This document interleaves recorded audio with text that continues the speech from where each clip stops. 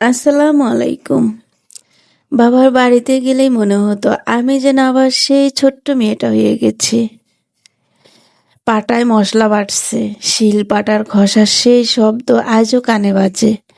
আদা, রসুন আর শুকনো মরিচের গন্ধে পুরো উঠোনটা ভরে যেত। আমি পাশে বসে মায়ের দিকে তাকিয়ে থাকতাম, আর মা বলতো, এ তো তাকিয়ে আছিস কেন? যা কিছু কাঠ নিয়ে আয়। তখন মনে হতো সেই দিনগুলো বুঝি কোনো দিন শেষ হবে না। কে জানতো একদিন সেই পাটাটা পড়ে থাকবে, মশলা বাটার মানুষগুলো একে একে দূরে চলে যাবে, আর আমি শুধু স্মৃতির পাতায় ফিরে ফিরে খুঁজবো সেই দিনগুলো। বাবার বাড়ির সেই পাটায় মশলা বাটার গন্ধটা আজ আমার কাছে শুধু রান্নার গন্ধ নয়, এটা আমার শৈশবের গন্ধ, এটা আমার মায়ের ভালোবাসার গন্ধ, এটা না ফিরে পাওয়ার গন্ধ। মশলা বাটা শেষ হলেই শুরু হতো মাটির চুলা রান্নার আয়োজন। শুকনো কাঠ আর খড়ি দিয়ে চুলা ধরিয়ে নেওয়া হতো। চুলার ধোঁয়ায় চোখ জ্বালা করতো, তবুও রান্না হতো হাসি মুখে। কড়াইতে তেল গরম হতো, তারপর বাটা মশলা দিয়ে মুরগির মাংস কষানো শুরু হতো। পাশেই চালের রুটি বানানো হতো। রুটি নামানোর আগেই আমরা লোভে দাঁড়িয়ে থাকতাম। কি অদ্ভুত ছিল সেই সুখ!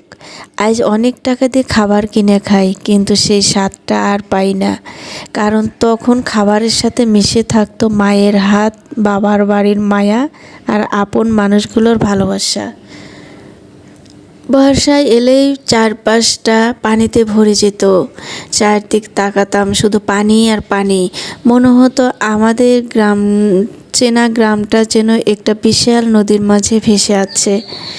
সেই পানিতে নৌকা নিয়ে বের হতাম আমরা। বৃষ্টির ফোঁটা মাথায় পড়তো, নৌকার গায়ে পানি ছলছল করতো, আর আমরা আনন্দে হাসতে হাসতে দূরে চলে যেতাম। কেউ গান ধরতো, কেউ গল্প করতো, আর কেউ হয়তো ভয়ে নৌকার কিনারা শক্ত করে ধরে বসে থাকতো। তখন বৃষ্টিকে ভয় লাগতো না, পথ হারানোর ভয়ও ছিল না, ভবিষ্যৎ নিয়ে কোনো চিন্তাও ছিল না। শুধু মনে হতো এই আনন্দটা বুঝি সারা জীবন থাকবে। কিন্তু জীবন বড় নিষ্ঠুর।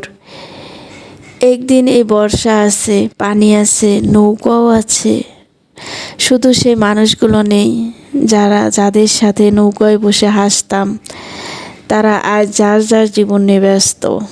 কেউ দূরে চলে গেছে, কেউ আর আগের মতো পাশে নেই। আজ বৃষ্টি নামলে জানালার পাশে দাঁড়িয়ে থাকি, বৃষ্টির শব্দ শুনি, আর মনে মনে সেই পুরনো নৌকাকে খুঁজি। কিন্তু শৈশবে সেই নৌকা আর আসে না, ফিরে আসে না সেই মানুষগুলো। শুধু বর্ষার পানি নীরবে মনে করিয়ে দেয়, কিছুদিন চলে গেলে চাইলেও আর কোনো দিন ফিরে আসা যায় না। কিছু জিনিস হারিয়ে গেলে মানুষ যতই চেষ্টা করুক কোনো দিন আর ফিরে পাবে না। একটা সময় ছিল এই বর্ষার পানিতে কত লাফালাফি, ঝাপাঝাপি, পানির ভিতরে গোল্লাছুট খেলা, কত কি করেছি, কিন্তু সবই কি সেই স্মৃতির পাতায় জমা হয়ে রয়েছে। বাবার বাড়ির পথে একটা সাঁকো ছিল। ছোটবেলায় সে সাঁকো পার হওয়া আমাদের কাছে কত বড় সাহসের ব্যাপার ছিল। নিচে বর্ষার পানি দুলছে সাঁকো, আর আমরা একে অপরের হাত ধরে ধীরে ধীরে পার হতাম। কখনো ভয়ে বলতাম, আমি পারবো না। তখন পাশে থাকা আপন মানুষটা হাত বাড়িয়ে বলতো, ভয় পাস না, আমি আছি। কি আশ্চর্য! ছোটবেলায় একটা বাঁশের সাঁকো পার হতে যার হাত ধরে সাহস পেতাম, আজ জীবন পার হতে সে মানুষগুলোকে পাশে পাই না। সাঁকো হয়তো আজও কোথাও না কোথাও আছে, কিন্তু সেই হাতগুলো নেই, সেই ডাক নেই, সেই হাসি নেই, সেই ছুটে যাওয়া শৈশবটাও নেই। আজ জীবনের কত কঠিন রাস্তায় একা একা পার হতে হয়। কেউ আর বলে না, ভয় পাস না, আমি আছি। এখন বুঝি বাবার বাড়ির সেই সাঁকোটা আসলে শুধু একটা সাঁকো ছিল না, এটা ছিল আমাদের শৈশবের সেতু, যার এক পাশে ছিল হাসি আর অন্য পাশে ছিল ভালোবাসা বড় একটা ছোট্ট পৃথিবী। সময় সেই সেতুটা পার হয়ে আমাদের অনেক দূর নিয়ে এসেছে।